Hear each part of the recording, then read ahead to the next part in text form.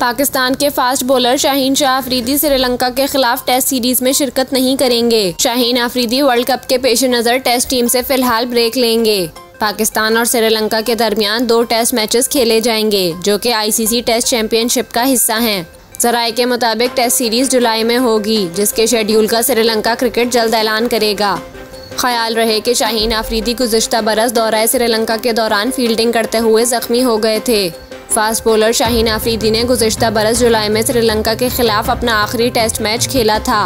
Injury से सेहतयाब होने के बाद बाएं हाथ के तेज बॉलर की वाइड बॉल क्रिकेट में ज़रूर वापसी हुई।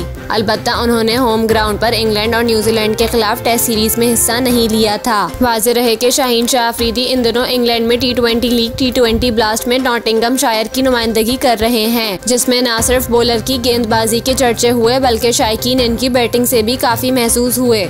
अब इम्कान है कि कौमी क्रिकेट टीम के स्टार बॉलर को आराम दिया जाए, क्योंकि रवां बरस एशिया कप के साथ आईसीसी वर्ल्ड कप भी है, जिसमें शाहीन की मौजूदगी लाजमी है।